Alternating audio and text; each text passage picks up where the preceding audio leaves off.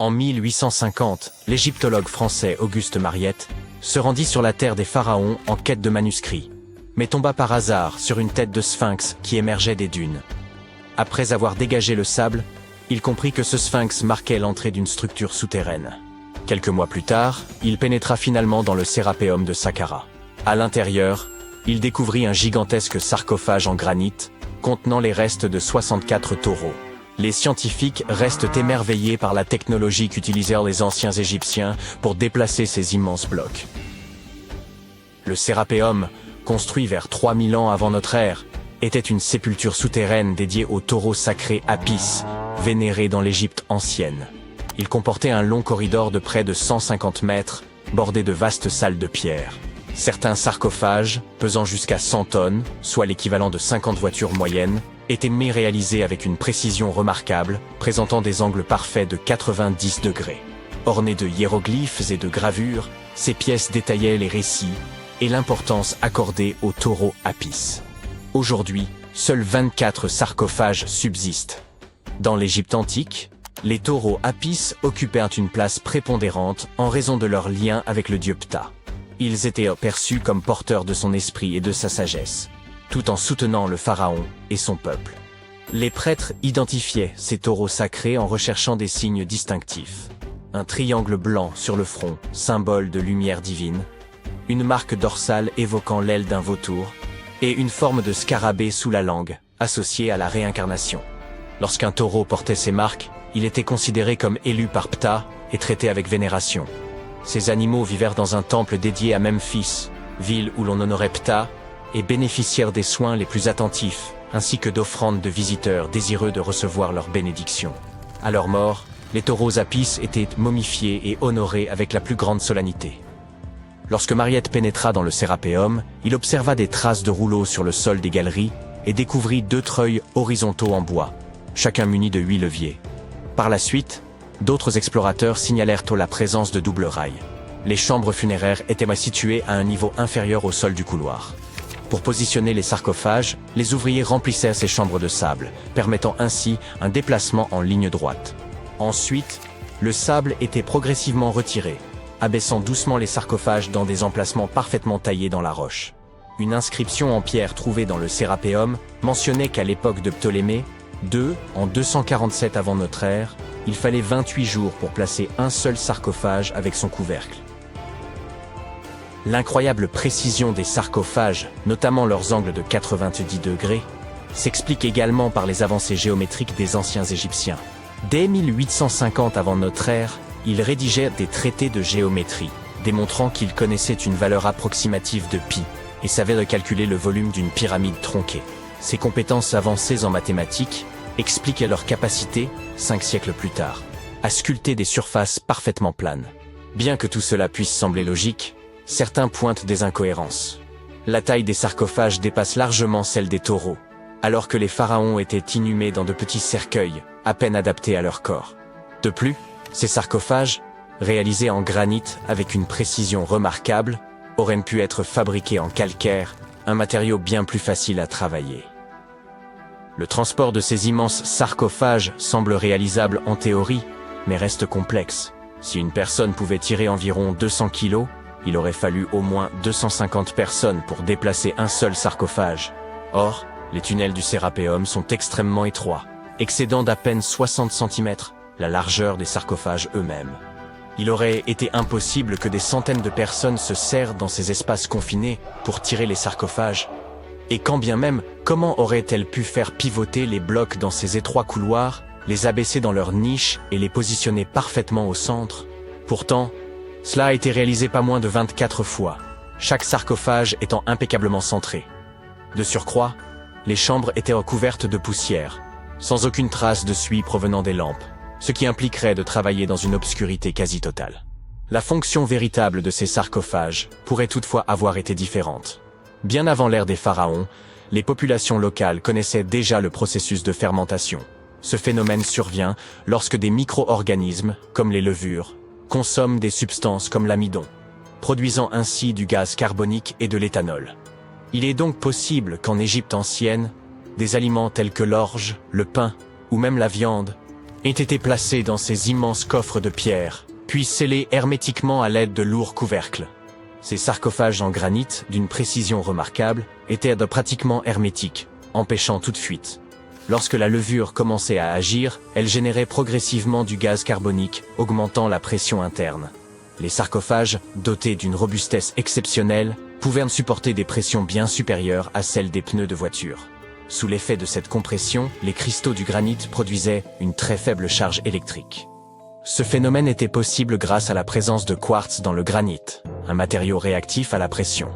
Par ailleurs, l'ajout de viande ou de parties animales aurait pu favoriser le développement des levures. La viande contient en effet de l'acide oléique, un élément nécessaire pour que les levures continuent de croître et résistent aux effets toxiques de l'éthanol qu'elles produisent. Ainsi, avec l'accumulation de gaz et la production d'électricité, ces sarcophages n'auraient pas uniquement servi d'anciens garde-manger, mais auraient pu être de véritables systèmes énergétiques. Au fil du temps, la pression interne devenait si élevée qu'elle pouvait repousser le couvercle, libérant le gaz avec un bruit sec. Toutefois, lorsque le sérapéum fut redécouvert en 1850, d'anciennes peintures montrèrent que des pierres étaient empilées sur certains couvercles. Cela suggère que, dans l'Antiquité, des efforts furent entrepris pour alourdir ces couvercles afin de limiter les pertes dues à la pression interne. Ce poids additionnel permettait également aux cristaux de quartz du granit de continuer à générer davantage d'électricité sous l'effet de la pression. Si quelqu'un ouvrait l'un de ces sarcophages de pierre plusieurs millénaires plus tard, il ne découvrirait à l'intérieur que les ossements des taureaux déposés à l'origine. C'est précisément ce que Mariette a mis au jour dans les années 1850. Peu après les premières fouilles effectuées au cours de la seconde moitié du XIXe siècle, le sérapéum fut ouvert aux visiteurs. Le prince de Galles, futur Édouard VII, aurait même déjeuné avec ses invités dans l'une de ses tombes. Bien que le site ait été rendu inaccessible pendant un certain temps à cause des sables et des séismes, il est aujourd'hui de nouveau possible de le visiter afin d'en percer le mystère. Grâce aux technologies modernes, nous pourrions bientôt résoudre de nombreuses autres énigmes historiques.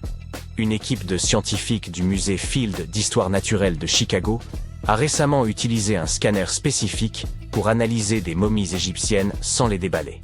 Les chercheurs ont soigneusement transporté 26 momies sur des chariots adaptés jusqu'au parking où se trouvait le scanner. Celui-ci a pris des milliers de clichés radiographiques détaillés de chaque momie et de leur cercueil.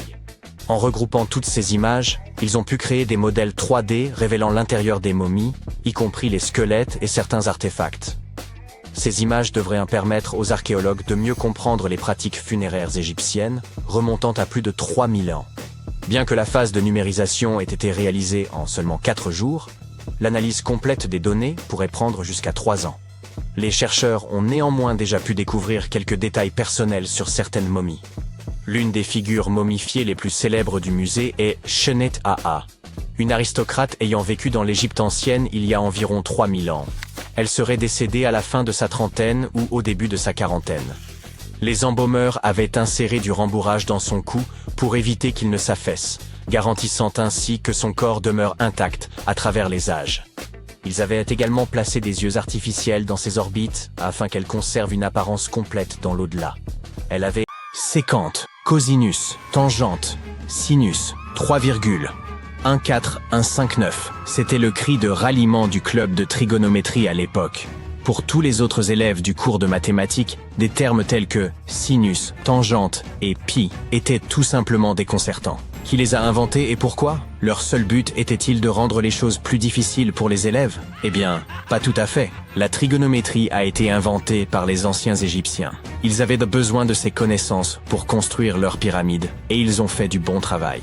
La grande pyramide de Gizeh est toujours debout aujourd'hui, quelques 4500 ans après sa construction. Et personne n'a fait de réclamation. Sortons donc de cette salle de classe et partons pour un voyage dans le temps afin de percer les secrets de la précision des anciens Égyptiens. Vous voici sur le chantier de la Grande Pyramide, à une quinzaine de kilomètres du Caire en Égypte. La ville n'est pas encore là. Vous n'êtes entouré que du désert et des nombreux ouvriers. Ils transportent de gros blocs de pierre pesant chacun 2,5 tonnes. Ces blocs se trouvent sur des traîneaux de bois qui eux-mêmes reposent sur de gros cylindres. Une équipe de 8 hommes fait rouler ces blocs en avant. Cela fait tout de suite penser au rouleau d'une caisse enregistreuse de supermarché. Le principe est exactement le même, mais l'échelle est plus grande, beaucoup plus grande. Les scientifiques estiment que les Égyptiens ont utilisé 2,3 millions de blocs de ce type rien que pour la Grande Pyramide. Et le bloc qui se trouve devant vous est l'un des plus légers. Le plus lourd d'entre eux pesait près de 15 tonnes. Mais d'où venaient tous ces blocs? La plupart provenaient de carrières situées autour de Gizeh. Ce n'est pas très impressionnant, pensez-vous. Mais attendez de savoir comment les ingénieurs de l'Antiquité ont transporté du granit sur 800 km jusqu'à la pyramide. À l'époque, il n'y avait ni chemin de fer, ni autoroute. Mais il y avait le Nil, ce fleuve puissant. Les chercheurs pensent même que les Égyptiens ont creusé un canal pour relier le Nil directement au site de construction des pyramides. Il suffisait alors d'attendre le début de la saison des crues, et le tour était joué. La montée des eaux faisait flotter les lourds blocs de pierre. Mais comment ont-ils ensuite soulevé tous ces énormes cailloux sur la terre ferme pour les empiler ainsi jusqu'au sommet? Disposaient-ils de grues gigantesques? Les anciens Égyptiens ont contourné ce problème, littéralement. L'un des ouvriers vous montre maintenant la rampe géante qui fait le tour de la pyramide qu'ils sont en train de construire. C'est ainsi qu'une route de montagne se ferait un chemin en zigzag jusqu'au sommet. Si la rampe rejoignait directement le sommet de la pyramide, les ouvriers ne pourraient pas s'en servir pour tirer les blocs de pierre. Elle serait trop abrupte. Les scientifiques ont calculé que l'inclinaison maximale était de 8%. Les anciens Égyptiens ont donc simplement prolongé la rampe autour de la pyramide. Encore une fois, il ne s'agit que de théorie, car la rampe aurait pu se trouver à l'intérieur de la pyramide, comme le suggèrent certains chercheurs. La méthode de construction exacte reste un mystère, gardé jalousement par le Sphinx. C'est son vrai nom, n'est-ce pas? Eh bien c'est faux. Le grand Sphinx n'est que le pseudonyme de la statue. Vous savez, ce nom que prennent les écrivains lorsqu'ils veulent se cacher leur véritable identité, ou le nom de scène d'un chanteur.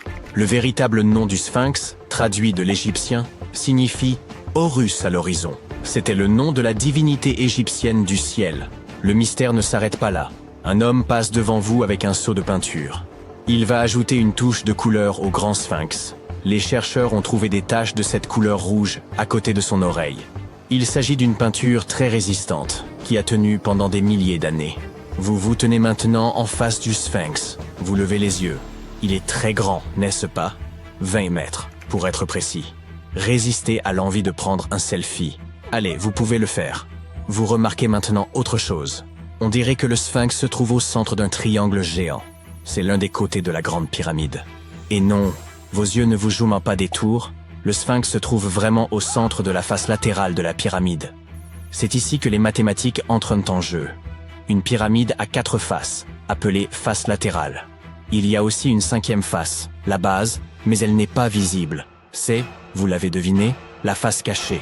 Le Sphinx a un dernier mystère à révéler, son âge. Les scientifiques s'accordent à dire que c'est le pharaon Képhren qui l'a construit. Il a régné après son père qui avait construit la Grande Pyramide, toute proche. Les deux structures ont donc été achevées à la même époque. Mais revenons à nos jolis nombres. Vous avez entendu parler de Cléopâtre, cette princesse égyptienne dont on dit qu'elle était d'une grande beauté? Elle a vu les pyramides, mais elle vivait plus près de l'époque du premier iPhone que de celle des bâtisseurs de pyramides. Fascinant, non? Vous pouvez voir des milliers de personnes autour de vous. Ils travaillent dur pour construire le tombeau du pharaon. Mais combien sont-ils exactement? Un philosophe grec a estimé qu'il y avait jusqu'à 100 000 ouvriers. Ce chiffre semble acceptable pour une structure aussi gigantesque, mais il ne peut pas être correct. La science ne peut tout simplement pas confirmer ce chiffre. Les égyptologues estiment le nombre total d'ouvriers à 30 000. Et oui, Indiana Jones était l'un d'entre eux, du moins sur le grand écran, mais il est arrivé en retard. Les égyptologues en savent beaucoup sur les pyramides, mais ils ne savent pas tout. Non pas parce qu'ils ne veulent pas savoir, mais parce qu'ils n'ont pas encore recueilli suffisamment de preuves. Ils ne peuvent que supputer le processus de construction. D'abord, les ingénieurs arrivaient pour choisir le bon endroit et prendre les mesures nécessaires. C'est pour cela qu'ils avaient besoin de toutes ces mathématiques compliquées. Ensuite, il fallait s'approvisionner en matériaux, les gros blocs de pierre dont j'ai parlé plus haut. Les bateaux les livraient à l'emplacement de la future pyramide, et les ouvriers pouvaient enfin s'atteler à la tâche. Ils travaillaient en petits groupes, mais ils étaient au moins 2000 à ciseler et à sculpter à tout moment. Cela ressemble à un chantier d'aujourd'hui? C'est très similaire, mais ça se passe il y a des milliers d'années. Il est étonnant de voir ce que les Égyptiens de l'Antiquité étaient capables de réaliser avec des outils en cuivre et en pierre. La pyramide est maintenant terminée. Mais s'agit-il de la même pyramide que celle que nous voyons aujourd'hui? Pourquoi cette structure brille-t-elle sous le soleil du désert? N'est-elle pas censée être d'un jaune poussiéreux? Eh bien non. Au fil du temps, l'activité humaine et les éléments ont complètement décapé la couche extérieure des pierres. Des artisans experts avaient poli ces blocs en utilisant uniquement de la pierre et du sable. Le résultat final était une pierre lisse et brillante. Le jour de son achèvement, la grande pyramide de Gizeh était un triangle de lumière parfait. Ses faces polies étaient crantaux comme des miroirs géants, reflétant le puissant soleil égyptien. C'est à ce moment-là que vous devez mettre vos lunettes. La chose brillante que vous voyez au sommet de la pyramide est en réalité faite d'or. On appelle pyramidion la pierre de couronnement que l'on place tout en haut d'une pyramide. Elle était recouverte de feuilles d'or. Comme vous pouvez le deviner, ce sont ces pierres qui ont disparu en premier. Avant de vous ramener dans votre salle de classe, nous allons faire un autre arrêt. Nous nous rendons dans les îles britanniques. Et non, ce n'est pas à Stonehenge que nous allons. Il s'agit de Newgrange, dans le comté de Meath. Les scientifiques estiment que les anciens peuples d'Irlande ont construit ce monument de pierre aux alentours de 3200 ans avant notre ère. Il est donc plus ancien que Stonehenge et que la grande pyramide de Gizeh. La fonction du monticule circulaire de Newgrange est la même que celle de la grande pyramide et est tout aussi mystérieuse. On estime à plus de 220 000 tonnes le volume de pierres détachées présentes dans la vallée. Et il ne s'agit pas de pierres jetées au hasard sur une pile. L'ordre dans lequel elles sont disposées rend la structure imperméable. Cela expliquerait comment Newgrange a pu tenir si longtemps. N'avez-vous pas soudain envie de vous procurer un étui bien étanche pour votre téléphone? Vous êtes de retour à votre pupitre. Mais le cours de mathématiques d'aujourd'hui est la dernière chose à laquelle vous pensez.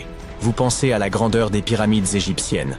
Et vous vous demandez si nous avons quelque chose de semblable aujourd'hui. Eh bien, sachez que les ingénieurs modernes sont tout aussi impressionnés que vous par la grande pyramide. On trouve une pyramide de verre dans la cour principale du célèbre musée du Louvre à Paris. Le panorama de San Francisco ne serait pas complet sans la Transamerica pyramide de 48 étages. Mais c'est à Las Vegas que l'on est allé le plus loin. C'est dans cette ville que se trouve l'hôtel Luxor. Il est très grand.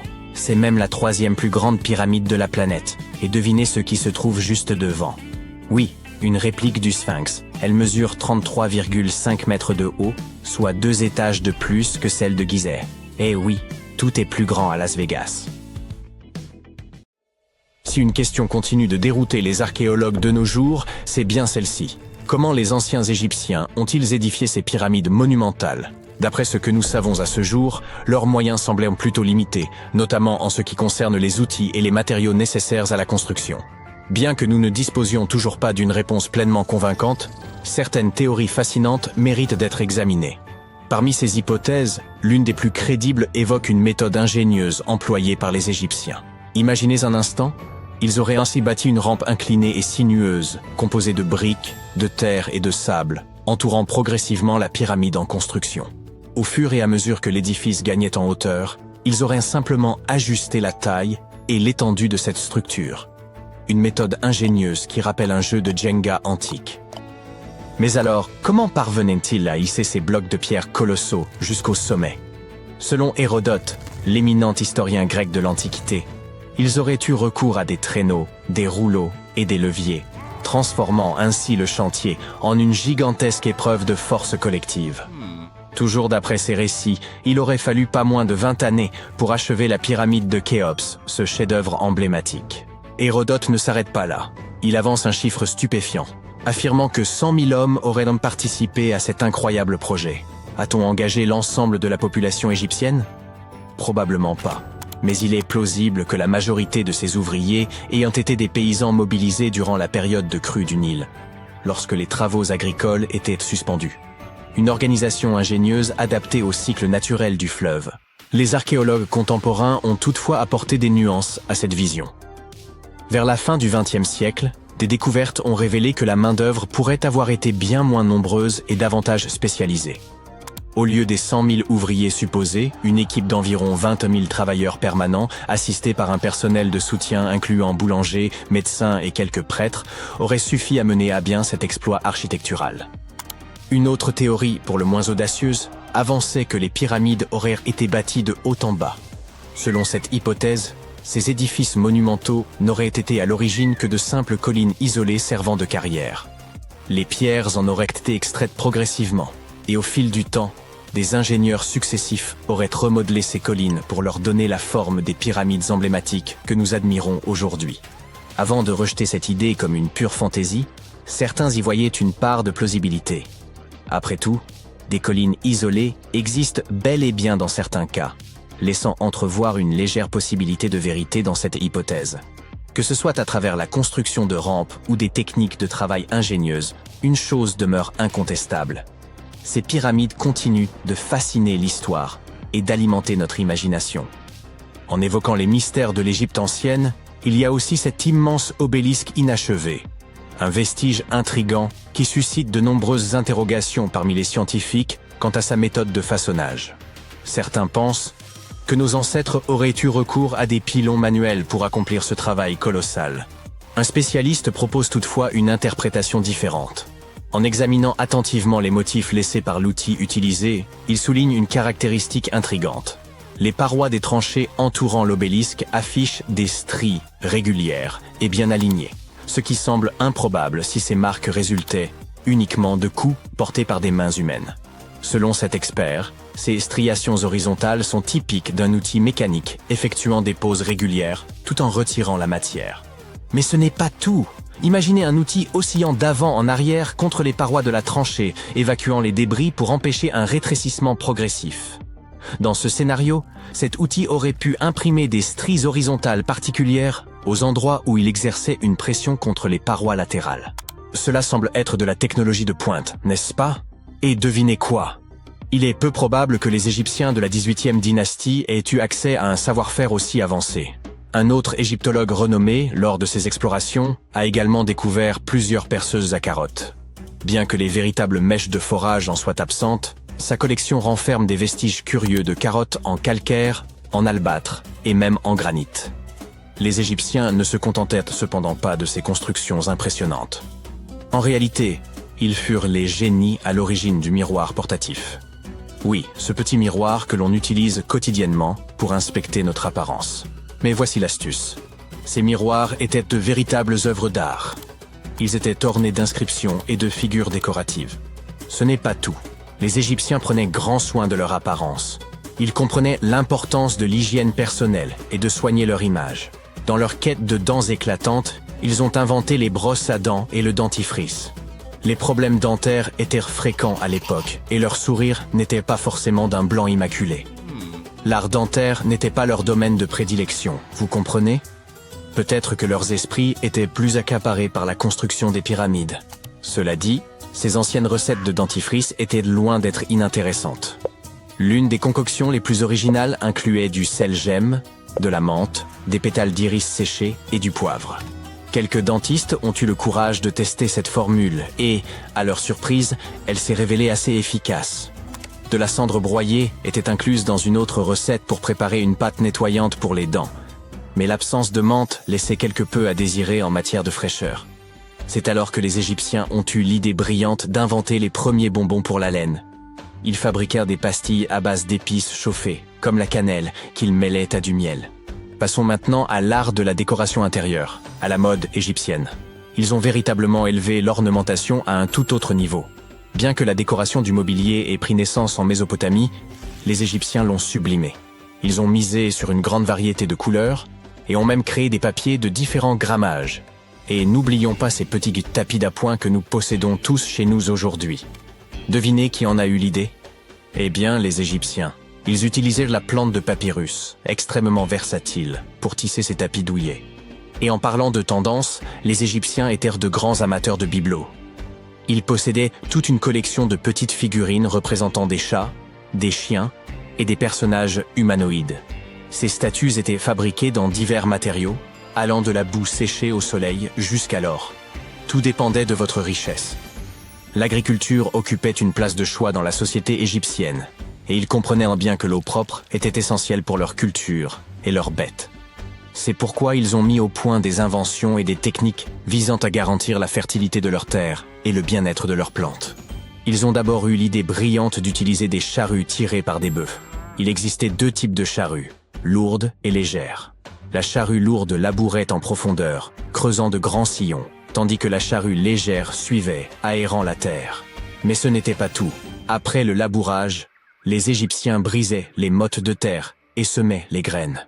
Pour bien enfoncer ces graines dans les sillons, ils faisaient traverser leur bétail sur le champ, fermant ainsi efficacement les sillons. Mais tout ce travail serait vain si les graines restaient aussi sèches que le désert. C'est là qu'intervient l'irrigation.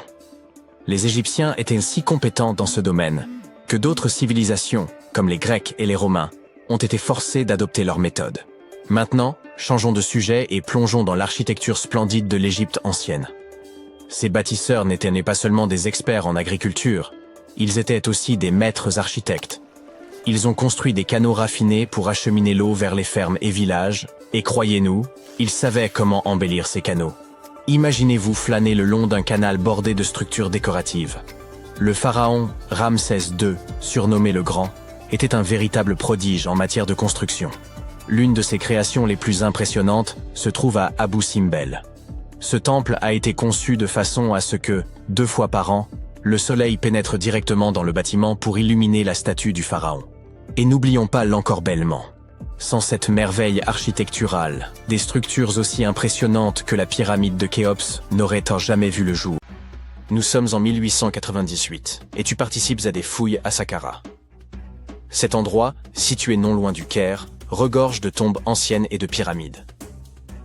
En bon aventurier, tu espères trouver quelque chose de vraiment cool, et devenir célèbre. De l'or, des manuscrits, des cartes au trésor, des momies de pharaons. Mais tu trouves un oiseau en bois. Tu es très déçu. Ça ressemble à un simple jouet. Un jouet ancien, mais un jouet tout de même. Tu es alors loin de te douter que, dans quelques années, quelqu'un affirmera qu'il s'agit en fait d'un ancien monoplan. Cet objet, surnommé l'oiseau de Saqqara, est en bois de sycomore. Il a une envergure d'à peine 18 cm et pèse environ 40 grammes. Un beau souvenir de ton voyage en Égypte, à mon avis. Il a plus de 2000 ans et est assez simple, sans plumes gravées ni aucune autre décoration. Il a cependant un bec et des yeux, ce qui le fait un peu ressembler à un faucon, l'emblème du dieu Horus. Sa queue a quelque chose d'inhabituel, elle est carrée, étrangement droite, et on dirait qu'une pièce aujourd'hui manquante venait autrefois la compléter. Nous adorons résoudre les mystères. Du coup, plusieurs théories ont été avancées au sujet de cet oiseau. La première, toute simple, est qu'il s'agissait d'un objet cérémoniel. La deuxième idée est qu'il s'agissait du jouet d'un enfant né dans une famille aisée. Il pourrait s'agir d'une sorte de boomerang, très populaire dans l'Égypte ancienne. Enfin, selon une autre théorie, l'oiseau aurait été utilisé comme girouette. Mais cette théorie n'a pas été retenue, car la figurine ne présente aucun trou ou marquage, à l'exception de celui qui a été fait au musée du Caire pour la fixer sur son socle. Il n'y avait donc jadis aucun moyen de l'accrocher. Près d'un siècle après la découverte de l'oiseau, l'égyptologue Khalil Messia a proposé une nouvelle théorie selon laquelle il pourrait s'agir d'un modèle de monoplan. Selon lui, il manquait à l'oiseau un empennage horizontal. Par ailleurs, ses ailes étaient placées à angle droit, comme celles des avions modernes. Cela aurait pu servir à générer la portance aérodynamique nécessaire au vol. Le docteur Messia a également affirmé qu'il était courant à l'époque de placer des modèles miniatures d'inventions technologiques dans les tombes. Les anciens Égyptiens ont-ils vraiment inventé l'avion en 200 avant notre ère? Cela aurait beaucoup contrarié les frères Wright, que l'on considère comme les inventeurs de l'aviation. Ils n'ont effectué leur premier vol qu'en 1903. Afin de nous en assurer, il nous faudrait tester le modèle. Mais le musée égyptien ne laisserait probablement personne lancer en l'air cette précieuse pièce de collection. C'est pourquoi le concepteur de planeurs, Martin Grégory, a construit un modèle similaire, cette fois en balsa, et a pu conclure que même avec un empennage horizontal, cet avion n'était pas très performant. Affaire résolue. Et non. Une chaîne de télévision n'a pas trouvé cela convaincant et a donc invité un expert en aérodynamique à construire une autre réplique de notre oiseau. Il l'a testée dans des conditions similaires à celles de l'Égypte ancienne et a été impressionné par ses capacités. Ainsi, si le prototype d'un avion a bien été inventé à l'époque des pharaons, il s'agirait d'un OPART, ou objet manufacturé incongru, en français. Soit un objet anachronique, en avance sur son temps en termes de technologie ou d'histoire. Et l'oiseau de Saqqara n'est pas le seul exemple d'une telle chose. En 1901, un groupe de plongeurs a découvert la machine d'Anticythère dans une épave sous-marine près de l'île grecque du même nom. On l'a surnommée le premier ordinateur analogique du monde. Et on pense qu'elle date d'environ 100 ans avant notre ère. Le mécanisme en bronze pouvait indiquer la position du Soleil, de la Lune, des planètes et des étoiles, ainsi que les phases lunaires, les dates des prochaines éclipses solaires, et même la vitesse à laquelle la Lune se déplace dans le ciel. Personne ne sait exactement qui l'a utilisé, ni comment ou où il a été fabriqué. Mais il est évident qu'il était extrêmement précis et bien trop avancé pour son époque. Les premières toilettes à chasse d'eau ont-elles été inventées au XXe siècle? Et non. Les Minoens de Crète et la civilisation de la vallée de l'Indus ont mis au point cette super invention à peu près à la même époque, il y a environ 4000 ans. Leur modèle de plomberie était si bien conçu qu'il a fallu attendre 2000 ans avant de voir apparaître quelque chose d'aussi performant. Une ancienne toilette minoenne a été découverte dans le palais de Knossos. Elle était équipée d'un siège de bois placé juste au-dessus d'un tunnel qui conduisait l'eau d'un réservoir vers un égout souterrain. D'autres toilettes nécessitaient un apport d'eau à l'aide de cruches. Seuls les riches pouvaient s'offrir un tel luxe. À l'époque, si tu possédais un bien immobilier, les toilettes chasse d'eau étaient le signe de ton appartenance aux plus hautes sphères. Les portes automatisées étaient une chose nouvelle en 1931. Mais la technologie qu'elles utilisent est en fait beaucoup plus ancienne. Elle date du 1er siècle de notre ère. Le mathématicien et ingénieur Héron d'Alexandrie imagina à cette époque un système capable d'ouvrir et de fermer les portes. Pour faire fonctionner son invention, il fallait allumer un feu. Un pot en laiton était placé sous le feu, à moitié rempli d'eau. Le pot était ensuite relié à des récipients qui servirent de poids. Grâce à la chaleur, l'eau se déplaçait dans les récipients qui descendaient et tiraient sur les cordes. Rien à voir avec une porte de supermarché qui s'ouvre et se ferme grâce à l'électricité. La porte de Héron mettait des heures à s'ouvrir, et il n'y avait aucun moyen d'arrêter le processus. C'est pourquoi on n'ouvrait les portes qu'une fois par jour, avant que les gens n'entrent dans les temples. Cela ajoutait un peu de mystère aux cérémonies. Incroyable. Il semblerait que la toute première batterie ait été inventée à Bagdad, il y a environ 2000 ans. Un archéologue allemand a découvert une jarre d'argile de forme ovale en 1938. Les scientifiques ne savent toujours pas à quoi elle servait ni qui l'a inventée. Selon une théorie, elle aurait été utilisée pour galvaniser des objets avec des métaux précieux. Lorsqu'elle était remplie d'un acide faible, comme du vinaigre, la batterie produisait environ 1 volt. Selon une autre théorie, il s'agirait d'un récipient destiné à recevoir des rouleaux sacrés. Que dirais-tu de lentilles de contact conçues par Léonard de Vinci? En 1508, il inventa une lentille de verre munie d'un petit entonnoir.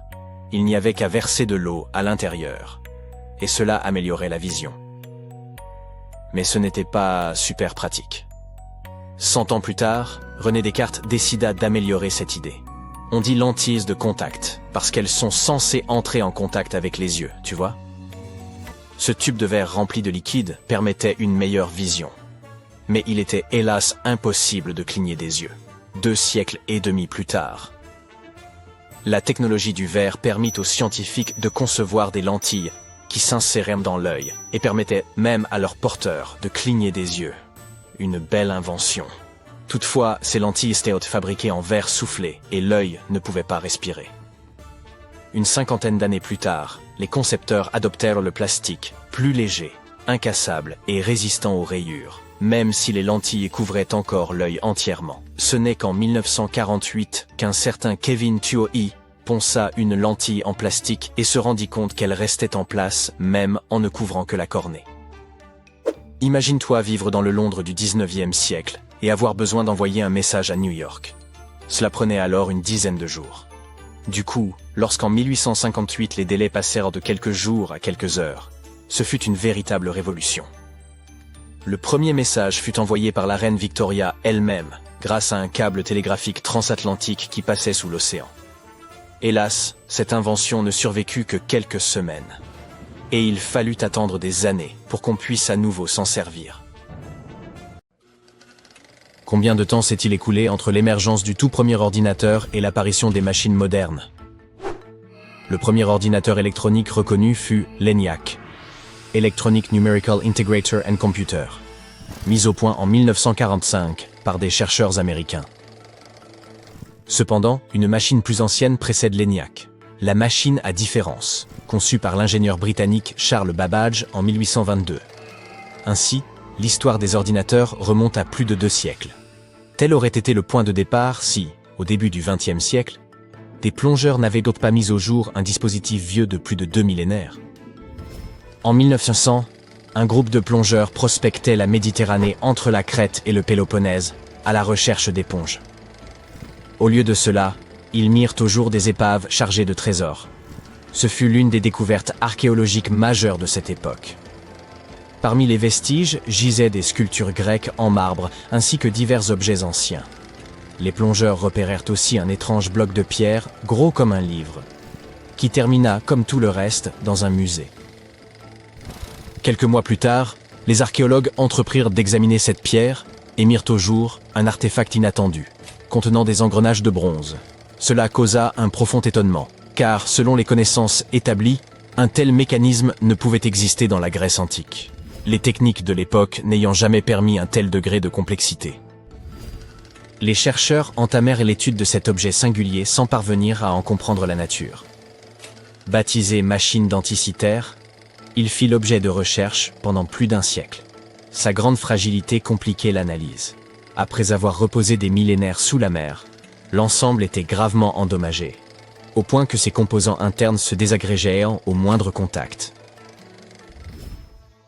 Au fil des décennies de recherche, l'objet se désintégra en 82 fragments distincts, devenant une énigme pour les chercheurs du monde entier. Ils finirent par comprendre qu'il s'agissait d'une machine à calcul astronomique. L'usage combiné des rayons X, de la tomographie et de la modélisation numérique permit de reconstituer partiellement la structure de ce mécanisme. Ce dispositif complexe comprenait une trentaine d'engrenages en rotation qui mettaient un cadran en mouvement, le tout activé par une simple manivelle. Cet assemblage permettait aux Grecs de suivre les trajectoires de la Lune et du Soleil, de prédire les éclipses et de déterminer la date des Jeux Olympiques. L'ensemble évoque une Silicon Valley avant l'heure, où les esprits les plus brillants de la Grèce antique se seraient unis pour concevoir une entreprise visionnaire.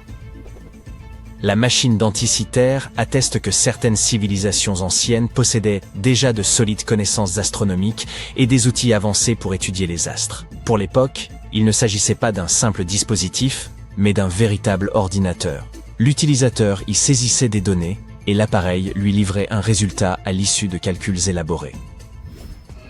En 2016, des chercheurs mirent au jour une inscription gravée sur le mécanisme, comprenant plus de 3000 symboles. Il s'agissait d'une sorte de mode d'emploi. Le texte renfermait des indications sur les teintes des éclipses, les mouvements célestes et divers présages astrologiques, formant ainsi une liste de références des phénomènes associés aux planètes visibles dans le ciel. Les anciens Grecs avaient compris que tous les corps célestes visibles dans le ciel nocturne suivaient des trajectoires similaires, proches du plan orbital de la Terre autour du Soleil. Ne disposant pas des moyens nécessaires pour déterminer ces mouvements avec précision, ils mirent au point le mécanisme denticitaire, conçu en partie pour cette fonction. Cette interprétation trouve un appui dans les écrits du célèbre orateur romain Cicéron, qui mentionne une machine capable de reproduire le mouvement des astres, attribuée au savant Archimède. D'après Cicéron, cette machine représentait la course de 5 étoiles dites errantes, c'est-à-dire les corps célestes connus. Archimède, bien que précédant l'invention du mécanisme denticitaire, aurait pu en dessiner les plans, lesquels auraient servi de fondement à sa construction ultérieure. L'appareil s'activait lorsqu'on en tournait la manivelle, ce qui entraînait les engrenages logés à l'avant comme à l'arrière. Puis le cadran indiquait la trajectoire des corps célestes. Le mécanisme renfermait également un calendrier astronomique et servait à suivre les grands événements sportifs comme les Jeux Olympiques, tout en permettant de déterminer avec précision la date des éclipses.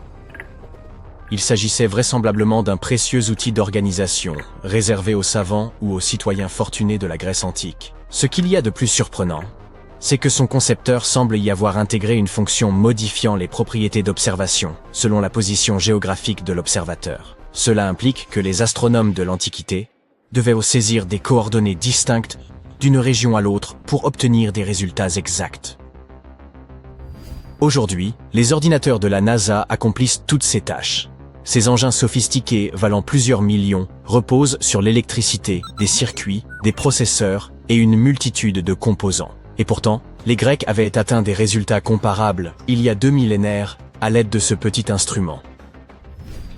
Cela bouleverse notre conception des technologies grecques antiques. Les gens de cette époque disposèrent de systèmes de plomberie et utilisèrent la vapeur pour actionner certains dispositifs. Leur degré de sophistication était réel, mais nul ne s'attendait à ce qu'ils aient atteint un tel niveau. Les archéologues croyaient qu'ils utilisaient de vastes engrenages rudimentaires pour faire tourner les moulins. Or, il s'avère désormais qu'ils étaient capables de concevoir des mécanismes miniatures complexes, restés incompris des savants modernes pendant un siècle. Les plongeurs poursuivent l'exploration du fond marin où fut découvert le mécanisme d'Anticythère. Ils ont déjà trouvé d'autres objets comme des clous et un anneau en bronze. Ces fouilles sous-marines sont longues et périlleuses, ce qui retarde considérablement les recherches. Les spécialistes estiment que le mécanisme d'Anticythère n'était probablement pas un exemplaire isolé. Il est possible que les anciens Grecs aient fabriqué d'autres appareils semblables, aujourd'hui soit cachés, soit fondus pour en récupérer le bronze, un métal précieux à l'époque. Lorsque ces ordinateurs astronomiques tombaient en panne, ils étaient souvent recyclés. Certains chercheurs considèrent ce mécanisme comme le prototype ancien de tous nos dispositifs modernes, tels que les téléphones, ordinateurs et tablettes, soulignant ainsi son importance capitale.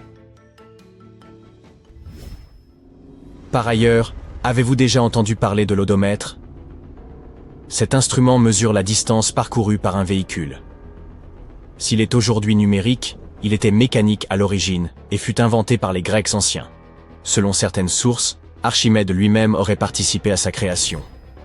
Plus tard, les Romains l'ont adopté pour leurs longs voyages, où il servait aussi à faciliter la construction et l'entretien des routes. Les Grecs furent les premiers à chercher à comprendre les principes de la géométrie. Babyloniens et Égyptiens utilisaient la géométrie dans divers aspects de leur vie quotidienne.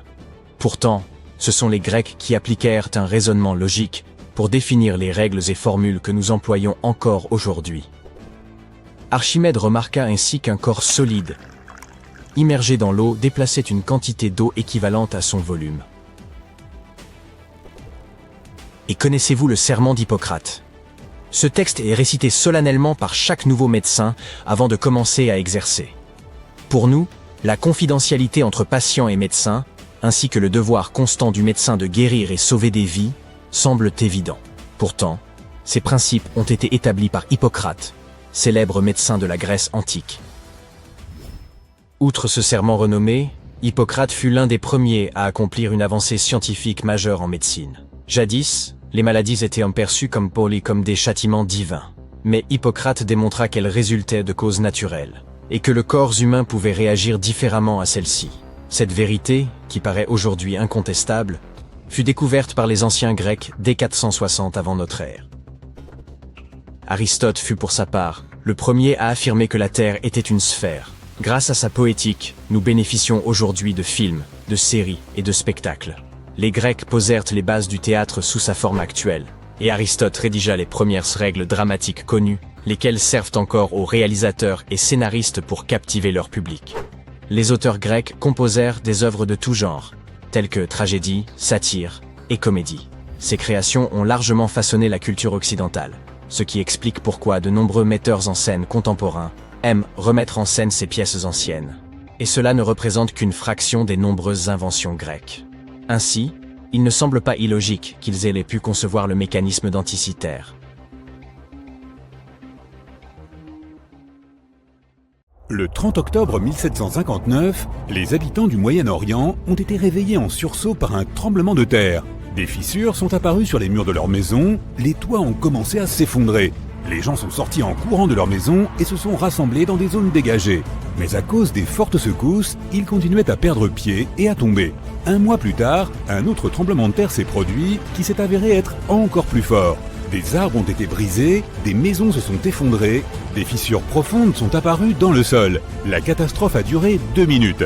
Des oasis, des routes et des villes ont été détruites. Miraculeusement, les anciens bâtiments de Baalbek ont résisté au tremblement de terre. Certains historiens affirment que ce lieu majestueux et mystérieux a été construit sous l'Empire romain. Mais de nombreux chercheurs ne sont pas d'accord. Quelle que soit la vérité, la ville est l'un des principaux mystères archéologiques de l'humanité. Le bâtiment le plus étonnant de Baalbek est le temple de Jupiter. Les habitants de l'Empire romain croyaient que Jupiter détenait le pouvoir sur la foudre et le tonnerre. Le bâtiment ressemblait à une plateforme avec 54 colonnes sur lesquelles reposait un toit massif. Aujourd'hui, on ne peut plus voir que 6 colonnes de 20 mètres de haut. Chacune d'entre elles est composée de 3 sections et ressemble à un crayon. Les mines de ces crayons ont été construites en plomb, ce qui a rendu les colonnes exceptionnellement solides. Chacun de ces morceaux de pierre pesait la somme incroyable de 80 tonnes. C'est le poids de 35 SUV Ford Explorer. Voici le plus grand bloc de la Grande Pyramide de Gizeh. Mais comparé au bloc de Baalbek, il ne semble même pas si impressionnant. Les fondations sous le temple de Jupiter ont été préservées. C'est ainsi que les spécialistes ont découvert qu'il était composé d'environ 25 pierres monolithiques pesant 450 tonnes chacune. Cela signifie que les blocs de Baalbek pèsent presque 4 fois plus que les blocs d'Égypte. Il y a 3 autres énormes blocs de calcaire dans les fondations, pesant chacun 800 tonnes. C'est plus de 2 fois le poids d'un avion Boeing 747. Les anciens bâtisseurs ont dû avoir du mal à sculpter de tels géants dans un morceau de pierre. Et après cela, ils ont aussi dû les tirer jusqu'au site de construction et les soulever à une hauteur importante. Répéter cette logistique serait probablement un cauchemar pour les constructeurs d'aujourd'hui. Pour réaliser une telle quantité de travail, ils auraient besoin d'un équipement moderne. Mais les constructeurs de Baalbek n'avaient pas de camions, de grues avec des scies circulaires ou d'électricité. Comment les bâtisseurs du passé ont-ils réussi à faire cela ? Les scientifiques ont une théorie qui inclut des cordes, des treuils et des systèmes de levier. Naturellement, les ingénieurs du passé ont fabriqué tous ces gadgets en bois. À environ 900 mètres des ruines du complexe du temple se trouve une carrière. Les archéologues supposent que c'est là que les pierres de la construction ont été taillées. Ils y ont trouvé un bloc de calcaire qui semblait être trop grand, même pour cet endroit incroyable. Le monolithe a été baptisé la pierre du Sud. Il mesurait 20 mètres de long sur 4 mètres de large. Les anciens bâtisseurs n'ont pas eu le temps de le séparer complètement de sa roche-mère. Un groupe de scientifiques autrichiens a estimé que ce morceau de calcaire pesait plus de 1000 tonnes, soit l'équivalent de 3 avions Boeing ou 160 éléphants d'Afrique. Une autre surprise attendait les archéologues près de la pierre du Sud. C'était un deuxième monolithe pesant plus de 1200 tonnes. Mais les anciens bâtisseurs ne se sont pas arrêtés là. Ils ont continué à travailler. En 2014, dans la même carrière, des archéologues allemands ont déterré un bloc qui pesait 1650 tonnes. Personne n'a encore compris pourquoi les bâtisseurs du passé avaient eu besoin d'un morceau de pierre qui pesait autant que 125 bus scolaires. On ne sait pas non plus comment ils comptaient déplacer ce colosse et pourquoi ils n'ont pas terminé le travail. Quoi qu'il en soit, ce troisième monolithe est le plus grand morceau de pierre transformé de l'histoire de l'humanité. Il y a à ce jour plus de questions que de réponses. Certains chercheurs pensent que les anciens bâtisseurs avaient des équipements de pointe. D'autres ne le pensent pas, mais sont impatients de comprendre comment les bâtisseurs ont réussi à déplacer ces pierres. Il y a un grand nombre de bâtiments et d'artefacts anciens dans le monde. Beaucoup d'entre eux rendent encore les chercheurs perplexes. Près de la pyramide de Djeser, en Égypte, les archéologues ont découvert un réseau de tunnels. Cet endroit s'appelle le Sérapéum. Il contient 24 sarcophages pesant de 70 à 100 tonnes. Les boîtes géantes ont été sculptées dans un seul morceau de granit et recouverts de lourds couvercles. Les sarcophages sont parfaitement symétriques. Au toucher, leurs parois sont aussi lisses que du verre. Même avec notre niveau actuel de technologie, c'est très difficile à réaliser. Mais les anciens Égyptiens ont réussi cet exploit. La coupe de Lycurgue est un artefact inestimable et un exemple de nanotechnologie ancienne. Elle est faite d'un verre qui peut changer de couleur. Si tu mets une source de lumière devant la coupe, elle devient verte. Si la lumière est derrière la coupe, elle devient rouge foncé. Dans ce cas, la figure du roi grec Lycurgue devient violet pâle. Les scientifiques n'ont compris comment ce changement de couleur fonctionnait qu'à la fin du XXe siècle. Grâce au microscope, ils ont détecté des nanoparticules d'argent, d'or et de cuivre. Elles avaient été ajoutées à la matrice de verre. Grâce à cela, tu peux observer un changement de couleur appelé dichroïsme. Fait intéressant, l'or et l'argent ont été broyés en fine poussière. C'est presque impossible à réaliser par accident. Très probablement, les anciens experts savaient parfaitement ce qu'ils faisaient. En Bolivie se trouve un curieux endroit appelé Pumapunku. On dirait que d'anciens géants y ont joué avec un énorme jeu de construction. Et après le jeu, ils ont oublié de remettre les pièces dans la boîte. Mais il n'y avait pas plus de géants autrefois qu'aujourd'hui. Ces énormes blocs de pierre ont simplement été sculptés par d'anciens bâtisseurs, il y a plus de 1500 ans. Certaines des pierres pèsent 100 tonnes. Les blocs ont été apportés à une altitude de près de 3900 mètres depuis la carrière située à 95 km du site de construction. Il n'y a pas de forêt dans cette zone, ce qui signifie que les bâtisseurs n'ont pas pu utiliser d'arbres pour fabriquer des rondins de bois. Le monument appartient à la civilisation Inca, or les scientifiques sont sûrs qu'elle n'avait aucun usage pour la roue. En 1992, les habitants d'un village chinois ont décidé de drainer un étang. Leurs ancêtres l'utilisaient pour laver le linge et attraper des poissons depuis des centaines d'années. Ils ont pompé l'eau sans relâche pendant 17 jours. Au fond du réservoir, ils ont fait une découverte inattendue. Les villageois ont vu l'entrée d'une grotte qui descendait à une profondeur de 30 mètres. Cette incroyable découverte a été baptisée les grottes de Longyu. Des bâtisseurs inconnus avaient creusé des galeries de 30 000 mètres carrés. On y trouve des pièces séparées, des ponts, des bassins et des colonnes qui soutiennent le plafond. Les murs de la grotte sont couverts d'étranges lignes et motifs sculptés. Les scientifiques n'ont pas trouvé d'informations sur l'identité de ceux qui ont creusé les grottes, ni sur la raison pour laquelle ils l'ont fait. La technologie de construction reste également un mystère. Antonio Stradivari a vécu en Italie au XVIIIe siècle. Il créait des instruments de musique.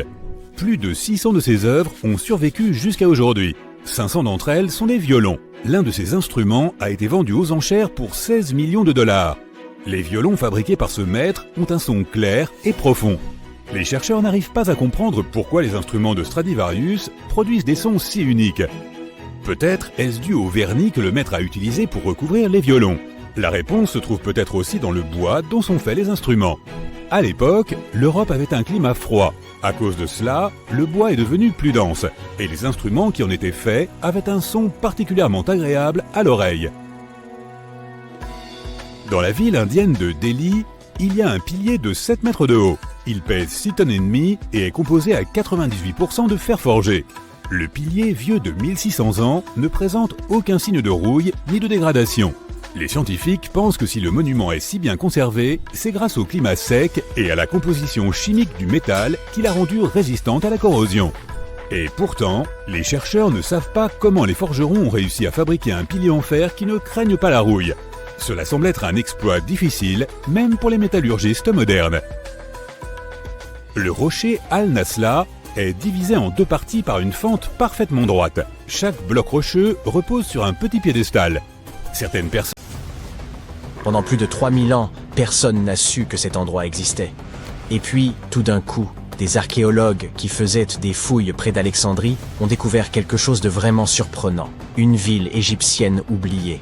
Ce lieu est enseveli sous des ruines grecques et cache des secrets qui pourraient réécrire l'histoire des pharaons et de leurs armées. L'un des artefacts retrouvés, qui ressemble à une simple cruche à vin, a déjà tout bouleversé. Nous pensions tout connaître de ce qui avait de l'importance sur la carte de l'Égypte ancienne. Pyramides, Thèbes, Luxor, Alexandrie. Mais non, cette carte vient d'être mise à jour. Cette nouvelle ville était un lieu majeur et date d'il y a environ 3400 ans. On vient de la découvrir sur un site appelé Kom El Nugus. Cet endroit est situé à l'ouest d'Alexandrie et se trouve entre la Méditerranée et un lac d'eau salée qui porte le nom de lac Mariout. Cette découverte a fait se froncer quelques sourcils. Les scientifiques pensaient que cet endroit était autrefois vide et qu'il n'avait été habité que par les Grecs vers 332 avant notre ère. Mais il s'avère que des gens vivaient à Khom-el-Nougus bien avant cela.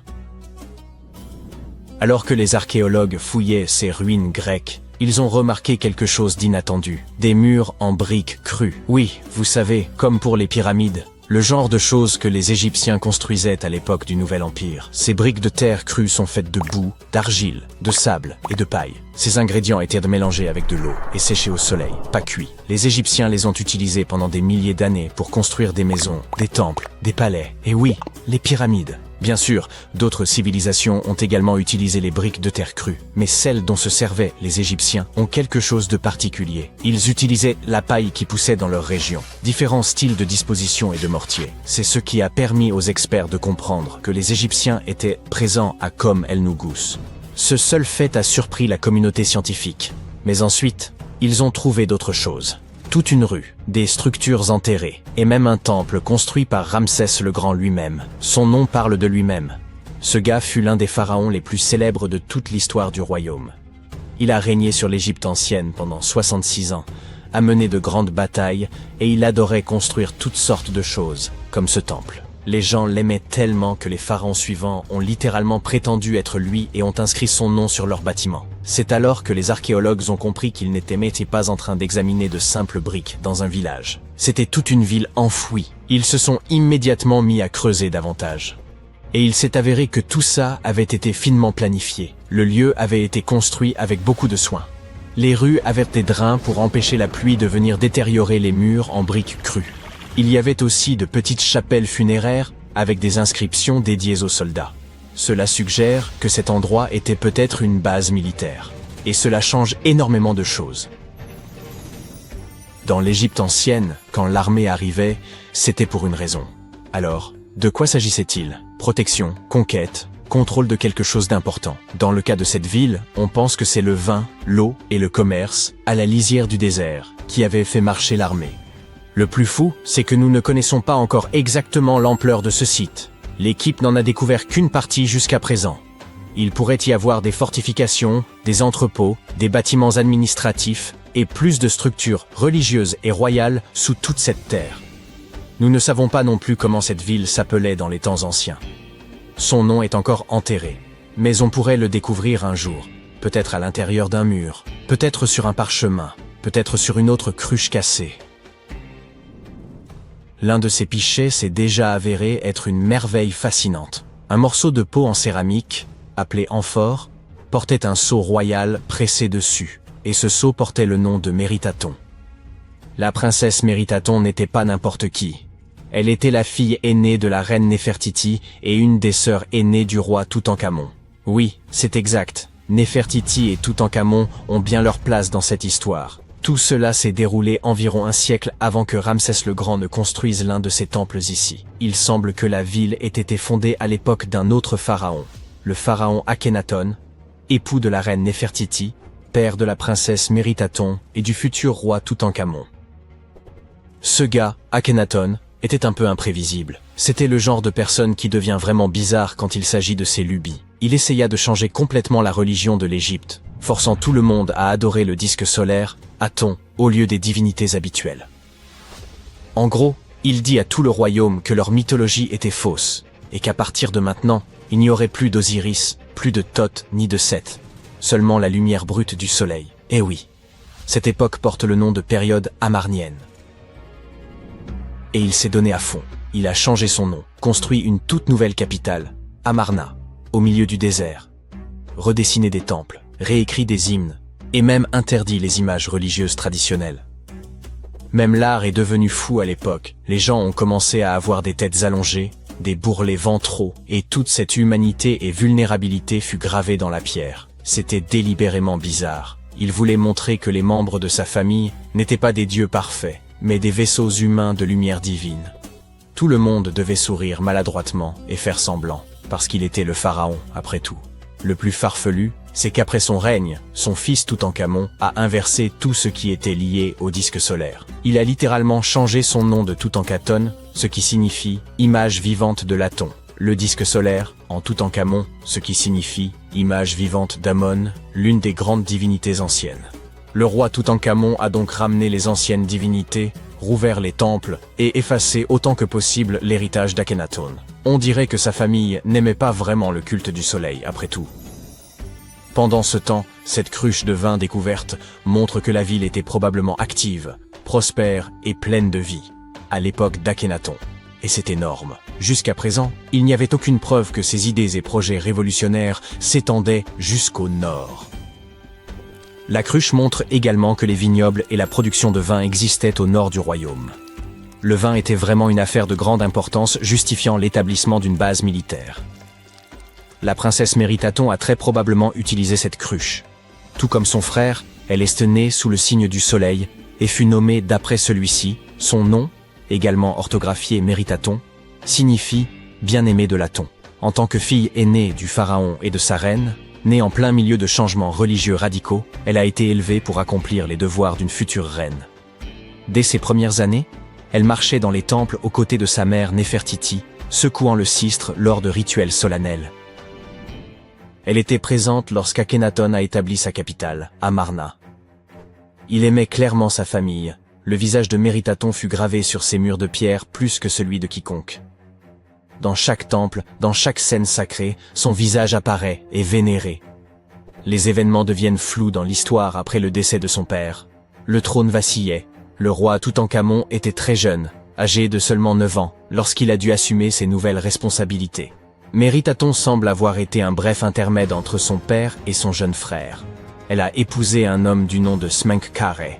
Les historiens ne sont même pas certains de l'identité de cet homme mystérieux. Il a même pu s'agir d'une invention, le roi fantôme d'une dynastie en ruine, ou alors c'était son frère.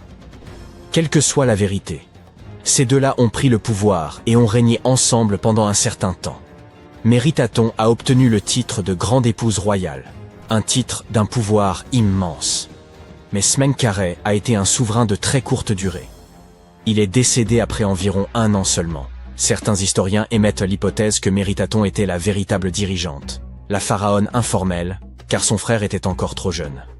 Certaines théories suggèrent même qu'elle a élevé Toutankhamon, et qu'elle est devenue une sorte de reine régente, éduquant l'enfant qui restaurerait plus tard l'ordre ancien. Mais rien de tout cela n'est confirmé. Il est très difficile pour les historiens de trouver des informations sur cette époque, car la période amarnienne a été plus tard condamnée. Les successeurs ont voulu effacer l'hérésie d'Akhenaton et tout ce qui était lié à lui, y compris Méritaton. Ainsi, même si elle a régné, même si elle a éduqué Toutankhamon, ils ont tout fait pour l'enterrer dans les sables de l'histoire. Quoi qu'il en soit, peut-être que cette nouvelle ville nous en dira plus sur les mystères de la période amarnienne, l'une des périodes les plus chaotiques de l'Égypte ancienne. La plupart des gens savent que les pyramides ont été construites pour servir de tombeau aux pharaons, afin de leur assurer un voyage sans encombre vers l'au-delà. La grande pyramide de Gizeh, par exemple, a été construite pour le pharaon Khéops. Mais ce que la plupart des gens ignorent, c'est que cette tradition de construction de pyramides a commencé ici même, avec la pyramide à degrés de Djeser, il y a environ 4700 ans. Cette structure massive a été construite pour le pharaon Djeser, un souverain de la 3e dynastie égyptienne. Elle s'élève sur 6 niveaux au-dessus du sol et mesure environ 60 mètres de haut. Aujourd'hui, nous la considérons comme un projet architectural phénoménal. Mais pour les anciens Égyptiens, la pyramide à degrés de Djeser représentait plutôt une vaste expérience. Un essai, si l'on peut dire, destiné à perfectionner leurs compétences en matière de construction, avant de passer à des pyramides encore plus ambitieuses. Atteindre de nouveaux sommets est très excitant, mais le véritable mystère réside dans ce qui se passe sous terre. Dans le labyrinthe souterrain de cette pyramide, un réseau de tunnels s'étend sur environ 5,5 km. Certains chercheurs pensent que ces tunnels pourraient avoir fait partie d'un système d'adduction d'eau très sophistiqué, et cela pourrait changer complètement notre vision de la construction des pyramides. Parlons de ce complexe massif situé à Saqqara. Autour de la pyramide, il y a ce qu'on appelle une douve sèche, une tranchée continue qui fait environ 50 mètres de large et près de 3 km de long. Elle forme une sorte de rectangle autour de la pyramide. Cette tranchée a une profondeur moyenne d'une 20aine de mètres. Si l'on additionne toute la terre et la roche creusée pour créer cette douve, cela représente environ 10 fois le volume de la pyramide elle-même. Pendant longtemps, les gens ont pensé que cette tranchée n'était rien d'autre qu'une immense carrière, un endroit où l'on avait extrait de la pierre et de l'argile pour construire la pyramide à degrés. C'est logique, non? Mais en y regardant de plus près, on s'est aperçu qu'il n'en était rien. La tranchée est trop étroite et trop profonde pour avoir été exploitée, et son tracé ne correspond à rien de ce que nous savons des méthodes d'extraction de l'Égypte ancienne. De plus, certaines sections de la tranchée sont recouvertes d'un plafond rocheux, ce qui aurait rendu son utilisation comme carrière pratiquement impossible. Une théorie suggère que la douve sèche avait une signification spirituelle. Il s'agissait peut-être d'un lieu sacré, où les âmes des nobles se réunissaient pour servir le roi défunt dans l'au-delà. Des niches dans les murs évoquent bien cette fonction spirituelle. Mais la plupart des chercheurs pensent qu'elle n'a été développée que bien plus tard, longtemps après la construction du complexe. Alors, à quoi la douve servait-elle vraiment? En 2020, un chercheur a émis une idée assez intrigante. Il est possible que cette tranchée ait été conçue pour recueillir et canaliser l'eau, en particulier après de fortes pluies. Cela semble logique si l'on considère son emplacement. La douve se trouve dans une zone qui aurait facilement pu être inondée par les eaux de ruissellement provenant des plaines voisines. Cela pourrait également expliquer pourquoi la tranchée n'a été utilisée pour de nouvelles tombes que bien plus tard, lorsque le climat est devenu plus sec et le site moins sujet aux inondations. Mais l'histoire devient encore plus fascinante, car cette tranchée semble faire partie d'un système hydraulique plus vaste et plus élaboré à l'intérieur du complexe de Djéser. C'est comme si elle comportait plusieurs compartiments, soigneusement taillés dans la roche et reliés par des tunnels. Ces compartiments faisaient probablement partie d'un système de traitement de l'eau. L'eau s'écoulait d'un compartiment à l'autre, se purifiant au fur et à mesure qu'elle progressait. C'est ici que les choses commencent à se rattacher à la pyramide elle-même. Le complexe de Djéser comporte une série de puits souterrains, et certains chercheurs pensent que l'eau de la douve a pu être utilisée pour alimenter un système d'ascenseur hydraulique. Cet ascenseur hydraulique géant aurait alors servi à soulever les lourdes pierres nécessaires à la construction de la pyramide. Il fonctionnait comme un volcan, mais au lieu de lave, c'est de l'eau qui soulevait les blocs de pierre. Imaginez un grand trou profond dans le sol au centre du site de la pyramide. À l'intérieur de ce trou, il y avait une énorme plateforme en bois, un peu comme un radeau géant qui pouvait monter et descendre. Lorsque les ouvriers voulaient soulever une pierre lourde, ils remplissaient le trou d'eau. Lorsque le niveau de l'eau montait, la plateforme en bois se mettait à flotter, emportant la pierre avec elle, un peu comme un ascenseur géant. Lorsque la pierre atteignait la bonne hauteur, les ouvriers la faisaient glisser de la plateforme vers la pyramide. L'idée, c'est que l'eau de la tranchée, après avoir été nettoyée et filtrée, se serait écoulée dans ces puits. Un flotteur énorme, peut-être en bois, s'élevait alors au fur et à mesure que l'eau remplissait le puits, soulevant les pierres jusqu'à l'endroit où on en avait besoin pour la construction. Une fois la pierre en place, l'eau était évacuée et la plateforme redescendait, prête à soulever la pierre suivante. Ce système de levage hydraulique sophistiqué aurait pu changer la donne, rendant l'ensemble du processus de construction beaucoup plus rapide et efficace, et permettant d'économiser de la main-d'œuvre. C'est comme si les anciens Égyptiens avaient déjà adopté la notion selon laquelle travailler plus intelligemment vaut mieux que travailler plus durement. Mais bien sûr, tout le monde n'est pas d'accord avec cette théorie. Certains experts affirment que la zone où a été construite la pyramide à degrés de Djéser n'aurait pas pu fournir suffisamment d'eau. Les pluies étaient assez rares pour entretenir un système hydraulique aussi élaboré. La théorie principale suggère qu'il y avait peut-être un lac à proximité qui se serait rempli après chaque période de pluie et qui aurait fourni l'eau dont le complexe avait besoin pour son système hydraulique. Or, aucun écrit de l'Égypte ancienne ne fait mention d'un tel lac. Il s'agit donc plus d'une hypothèse que d'une réalité. Et puis, il y a la question du travail lui-même. Vous vous souvenez que j'ai dit que cette méthode aurait pu permettre aux anciens bâtisseurs d'élever des pierres avec beaucoup moins d'efforts? Ce n'est peut-être pas tout à fait vrai. Selon certains experts, la construction de ce dispositif aurait nécessité beaucoup plus de travail que le simple déplacement des blocs de pierre nécessaires à l'édification du monument. Et n'oublions pas que la pyramide à degrés de Djéser est relativement petite comparée à celles qui ont suivi.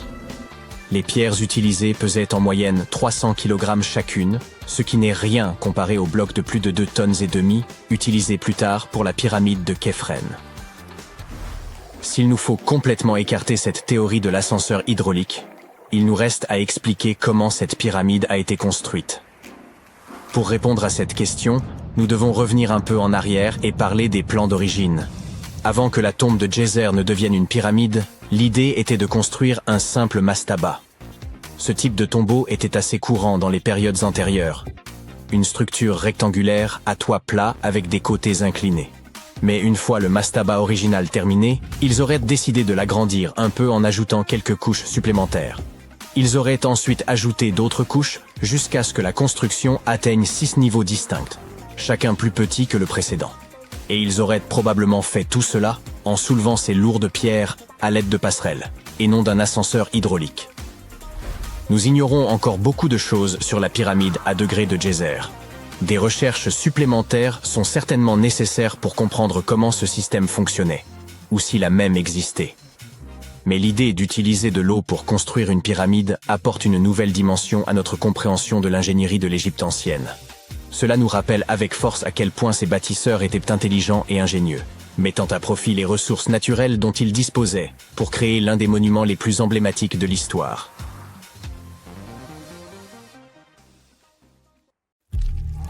Lorsqu'on entend le mot « momie », ça donne parfois froid dans le dos. En effet, la plupart d'entre nous associent ce mot à ces personnages effrayants que nous avons vus dans des films d'horreur. En réalité, les momies nous ont permis de comprendre beaucoup de choses sur les civilisations anciennes, sur ceux qui les gouvernaient, et sur la façon dont les gens vivaient à la perte de leurs proches. Les Égyptiens de l'Antiquité, qui croyaient qu'une certaine forme d'existence après la mort était possible si certaines conditions étaient respectées, sont le peuple le plus connu au monde pour ses momies.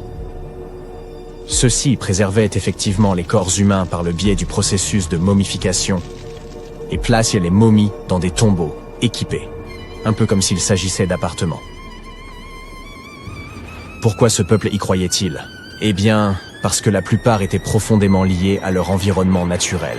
Les Égyptiens étaient pleinement conscients des cycles naturels autour d'eux, comme le lever du soleil chaque jour ou de la lune la nuit, mais aussi de la façon dont la vie renaissait des plantes dans un cycle perpétuel, même à voir faner. Ils croyaient également que le puissant esprit Osiris, qui représentait le cycle de la disparition et de la résurrection, jouait un rôle dans ce processus. Pour se préparer à l'au-delà, les Égyptiens de l'Antiquité suivaient certains rituels, comme la momification, qui consistait à utiliser des éléments aussi variés que le miel, les résines ou encore l'encens pour préserver les corps. Aucune momie n'est plus célèbre que celle du roi Tut, Toutankhamon. Ce jeune pharaon régna sur l'Égypte il y a plus de 3000 ans. Un problème majeur lors de la découverte des tombes royales est que la plupart ont déjà été pillées au moment où on les retrouve. Le peuple savait que les souverains laissaient de nombreux objets de valeur à leur côté après leur mort, ce qui rendait ces lieux de sépulture vulnérables face aux voleurs. Étonnamment, lorsque la tombe du roi Tut fut ouverte en 1922, les gens se réjouirent, car elle n'avait pas été volée à l'instar de beaucoup d'autres tombes royales. C'est dire à quel point elle était bien cachée. À l'intérieur, sa momie était enfermée dans 3 cercueils au total, dont un en or. Les objets trouvés dans sa tombe furent très révélateurs de ce qu'était l'Égypte antique. L'étude de sa momie nous a également permis d'en savoir plus sur la culture et les pratiques en vigueur à l'époque où il est décédé. Enfin, les recherches liées à son ADN nous ont conduit à obtenir des informations sur sa famille. En outre, les scientifiques purent découvrir qu'il avait, par exemple, souffert de la maladie appelée le paludisme, et d'un problème au pied susceptible de l'avoir gêné lorsqu'il marchait. Ramsès II est un autre pharaon égyptien qui a régné pendant 68 ans, ce qui n'était pas rien à l'époque. Il est connu pour ses campagnes militaires d'expansion et ses réalisations architecturales. De nombreuses preuves datant de son règne existent encore aujourd'hui, notamment une grande statue à son effigie. Ramsès II mesurait environ 1,80 m et a vécu jusqu'à l'âge de 90 ans. Après avoir examiné sa momie, les scientifiques conclurent qu'il souffrait peut-être d'une maladie affectant sa colonne vertébrale. Vous vous souvenez des voleurs que j'ai évoqués plus haut?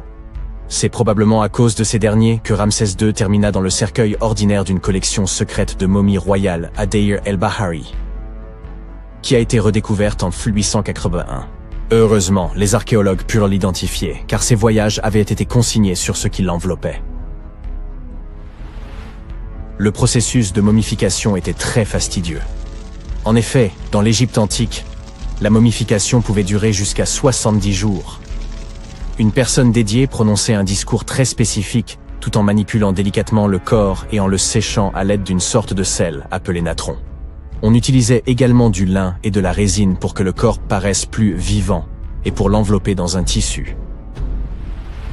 La tombe était tout aussi importante que la momification pour les Égyptiens de l'Antiquité. Les parois de la tombe du roi Tut, par exemple, étaient ornées d'œuvres d'art complexes représentant son voyage dans l'au-delà, depuis sa procession funéraire jusqu'à son passage aux enfers. Les Égyptiens antiques pensaient que tout le monde faisait ce voyage après sa mort et remplissaient donc les tombes d'objets et de peintures pour aider les défunts au cours de leur voyage spirituel. En outre, les murs de la tombe étaient décorés de formules tirées d'un livre spécial qui contenait une série de poèmes dont les Égyptiens pensaient qu'ils aideraient les gens à atteindre l'au-delà. Fait soulignant l'importance de ce voyage, les gens plaçaient même de la nourriture dans ces tombes antiques. Dans la tombe du roi Tut, les archéologues découvrirent 36 jarres de boissons antiques et 8 paniers de fruits, déposés là pour l'aider dans son voyage vers l'au-delà. Les Égyptiens pensaient que le voyage vers l'au-delà prenait beaucoup de temps et laissaient donc des provisions conséquentes pour soutenir leurs proches. Les pharaons possédaient généralement de nombreux vêtements luxueux et de beaux bijoux dans leurs tombes afin de s'assurer que leur tenue serait à la hauteur de leur statut lors de leur voyage. On a retrouvé des vêtements en lin, tels que des tuniques, des écharpes, des gants et des coiffes. De nombreux bijoux en or ornés de pierres précieuses, des bracelets aux boucles d'oreilles, en passant par des colliers et des bagues, mais aussi des représentations d'insectes censés les protéger. Certaines tombes contenaient même des éventails en ivoire et en plumes d'autruche pour les garder au frais dans l'au-delà. Aussi fou que ça puisse paraître, certains souverains de l'Antiquité furent placés dans leurs appartements éternels avec des bateaux. Par exemple, le pharaon Khufu fit construire la grande pyramide de Gizeh pour en faire son tombeau, et un grand bateau fut retrouvé à l'intérieur. Le roi Tut, quant à lui, fut enterré avec plusieurs pages de bateaux, mais pas de bateau à proprement parler. À la place, il avait 3 chars et de nombreux bâtons de marche en matériaux précieux, ce qui indique peut-être qu'il souhaitait se rendre dans l'au-delà par la terre et non par l'eau. Parmi les objets les plus intéressants trouvés près des momies antiques, on trouve des flacons d'huile et de parfums. Si les souverains étaient censés toujours être à la dernière mode, pourquoi ne pas sentir bon par la même occasion, n'est-ce pas? Certains d'entre eux possédaient également des jeux de société, la plupart fabriqués dans des matériaux précieux, comme l'or ou l'ivoire. L'un de ces jeux, le Senet, était très populaire en Égypte antique et ressemblait beaucoup aux échecs modernes. Les Égyptiens de l'Antiquité ont peut-être les momies les plus célèbres, mais ce ne sont pas ceux qui inventèrent la momification. En réalité, tout commença en Amérique du Sud, avec un peuple ancien appelé Chinchorro. D'après ce que nous savons aujourd'hui, ce peuple fut le premier à momifier ses proches défunts et suivit cette tradition pendant environ 2000 ans avant que les Égyptiens ne commencent leur propre rituel. Certes, l'étude de ces momies permet d'en apprendre beaucoup sur les souverains de l'Antiquité, mais jusqu'à récemment, nous n'avions encore aucune idée de ce à quoi les défunts ressemblaient vraiment de leur vivant. Cependant, il n'y a pas si longtemps que cela, des peintures de momies très particulières furent découvertes par des archéologues qui étudiaient des objets égyptiens antiques. Ces portraits de momies sont des peintures très détaillées d'individus réalisés de leur vivant. Ils étaient souvent peints sur du bois, contrairement aux portraits sur toile classiques que nous connaissons tous. Ces portraits sont appréciés pour leur réalisme et leur beauté, et ont même été utilisés par des chercheurs pour diagnostiquer des maladies en les comparant aux momies correspondantes. Certains de ces portraits comportent également des représentations de bijoux, qui ont été retrouvés plus tard sur les momies. La découverte récente de ces portraits de momies en Égypte centrale revêt une grande importance, car c'est la première fois depuis plus d'1 siècle que de telles peintures sont retrouvées. Les momies sont apparues partout dans le monde de manière naturelle. En effet, la momification peut se produire sans que l'homme n'intervienne, en raison de conditions naturelles. Par exemple, des environnements extrêmement froids ou chauds, des endroits où l'oxygène manque, ou une exposition accidentelle à des produits chimiques qui préservent le corps. Les conditions que je viens de citer ne permettent pas aux bactéries de se développer, ce qui fait que le corps reste plus ou moins intact. Le célèbre Otzi est l'une de ces momies. Nous savons aujourd'hui qu'il s'agissait d'un homme ayant vécu il y a environ 5000 ans en Europe, mais lors de sa découverte dans les Alpes en 1991, les autorités autrichiennes crurent d'abord qu'il s'agissait d'un alpiniste moderne en raison de la bonne conservation du corps. Cependant, après avoir retiré l'homme des glaces du glacier, il fut établi qu'il datait en fait de l'âge du cuivre.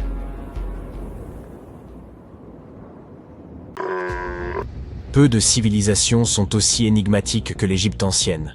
Ce puissant empire dura plus de 3000 ans. Il nous légua des pyramides toujours debout et des mythes dont l'écho résonne encore. C'est l'un des lieux les plus étudiés au monde. Et pourtant, de nouvelles découvertes continuent de nous étonner. À Abydos, des archéologues ont récemment mis au jour une tombe royale vieille de 3600 ans. Elle est immense et ornée de hiéroglyphes dorés honorant les dieux. Mais le nom du pharaon, il a disparu. Qui était donc ce souverain et quel nouveau chapitre de l'histoire égyptienne cette énigme pourrait-elle révéler? S'il est un endroit en Égypte où la limite entre vie et mort semble presque s'effacer, c'est bien Abydos. Pour les anciens Égyptiens, ce territoire était sacré. Ils pensaient qu'il abritait la tombe d'Osiris, le dieu qui mourut, fut démembré, puis renaquit pour régner sur l'au-delà. Cette croyance fit d'Abydos le cœur spirituel du pays. Les pharaons y firent ériger des temples majestueux, notamment celui de Séti Ier, célèbre pour sa liste royale, où sont gravés les noms de 76 souverains. Des pèlerins venus de tout le royaume y déposèrent des offrandes et participaient aux fêtes d'Osiris, durant lesquelles sa mort et sa résurrection étaient rituellement rejouées. Ce n'était pas un culte purement symbolique, c'était une sorte de Japan Expo avant l'heure, où, au lieu d'imiter des héros, les fidèles incarnaient des dieux renaissants. Les pharaons rivalisaient d'ardeur pour reposer au plus près d'Osiris, transformant Abydos en un lieu à la fois funéraire, sacré et promesse d'éternité. Des millénaires plus tard, les environs d'Abydos continuent de livrer des merveilles. Ce fut le cas de la tombe récemment découverte.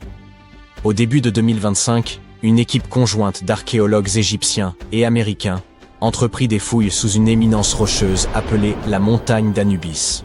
Vous vous souvenez d'Anubis? Le dieu à tête de chacal, gardien des nécropoles.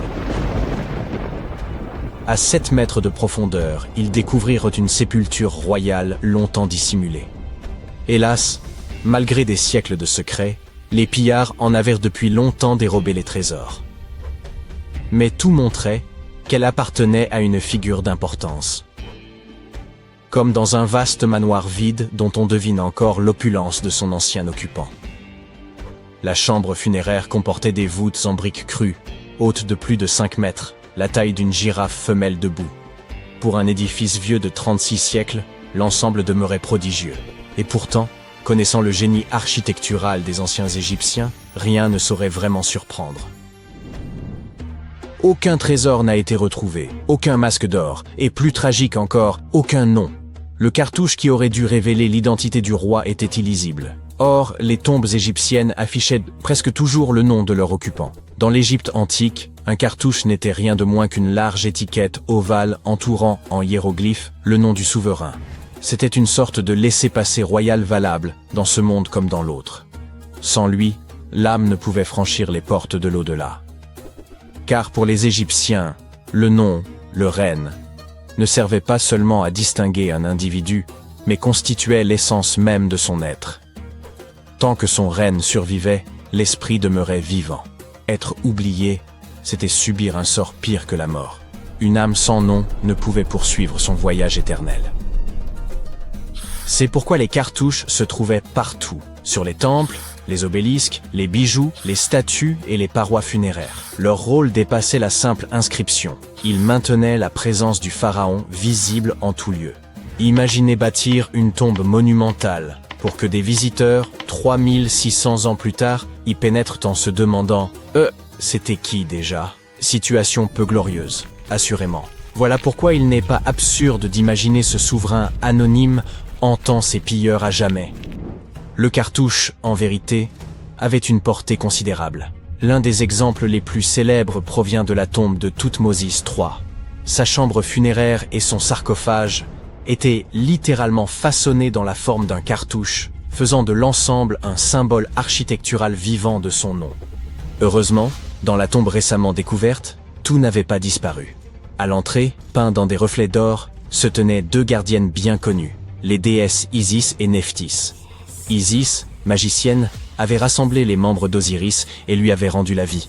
Nephthys, Sa sœur demeurait la pleureuse éternelle et la protectrice des morts. Ensemble, elles assuraient que quiconque reposerait ici ne traverserait pas seul l'au-delà. Un indice supplémentaire du prestige du pharaon inconnu. Mais qui pouvait-il être? Pour le découvrir, il faut remonter le fil du temps. Cette sépulture date d'une période troublée. La deuxième période intermédiaire, lorsque l'Égypte, morcelée, n'était plus dirigée par un seul souverain, mais scindée en plusieurs royaumes rivaux, chacun régnant sur son propre territoire. Une véritable version antique de Game of Thrones. Et au cœur même de ce tumulte s'élevait Abydos. Durant un temps, elle abrita sa propre lignée royale, connue sous le nom de dynastie d'Abydos. Ces souverains n'étaient pas les bâtisseurs de pyramides que tout le monde connaît. Et c'est précisément ce qui les rend si énigmatiques. Ils n'ont laissé derrière eux ni monuments majestueux, ni cités étendues, seulement quelques fragments de noms gravés sur des blocs ébréchés. Pendant des siècles, nombre d'égyptologues doutèrent de leur existence. Mais tout changea en 2014, lorsque les archéologues mirent au jour la tombe de Seneb-Kay, l'un de ces rois obscurs. Depuis, chaque élément connu à son sujet révèle qu'il eut une destinée singulière. Ses ossements portent 18 plaies profondes, caractéristiques des blessures reçues au combat. Son crâne, son dos et ses mains furent frappés, et il périt probablement en affrontant l'ennemi, devenant ainsi l'un des rares pharaons dont on sait qu'il mourut sur le champ de bataille. Sa sépulture, modeste et composée d'objets provenant de règnes antérieurs, contenait néanmoins une chose inestimable, la preuve de son existence. Avant Seneb-Kay, la dynastie d'Abydos n'était qu'une hypothèse. Grâce à lui, elle prit corps et réalité. C'est pourquoi la récente découverte pourrait être cruciale. La nouvelle tombe royale exhumée à Abydos adopte le même plan et le même style que celle de Seneb-Kay. Chambres en calcaire, voûtes de briques crues et divinité protectrice. Toutefois, elle se distingue par sa taille bien supérieure, ce qui suggère qu'elle appartint peut-être à un souverain d'Abydos plus ancien encore, et doté d'un pouvoir plus vaste. Quel qu'il fût, ce roi voulait que sa mémoire se perpétuât aux côtés de celle des plus grands. Ironie du sort, l'histoire elle-même semble avoir tenté de l'effacer. Peut-être que d'autres découvertes, à proximité de son tombeau, nous livreront davantage d'indices. Et, en effet, il y a plus. Et c'est plutôt fascinant. Non loin d'Abydos, dans le village de Banawit, les archéologues ont mis au jour un atelier de poterie remontant à l'époque romaine. Vous avez bien entendu, un atelier de poterie à 2 pas du tombeau d'un pharaon. Le site comportait d'immenses fours d'argile, des salles de stockage et de nombreux éclats brisés appelés ostraka.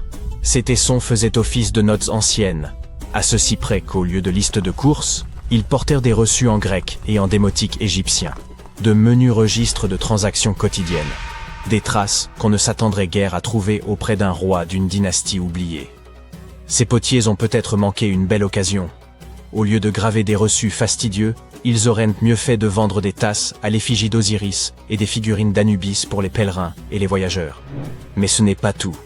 Il semble qu'après plusieurs siècles, durant l'ère médiévale, ce même sol soit devenu un cimetière. Les archéologues y ont découvert des tombes en briques crues renfermant des squelettes humains. Cela laisse penser qu'Abydos garda son aura sacrée bien après l'époque des pharaons. Mais pourquoi cette colline, encore et toujours, serait-ce réellement une porte vers l'au-delà?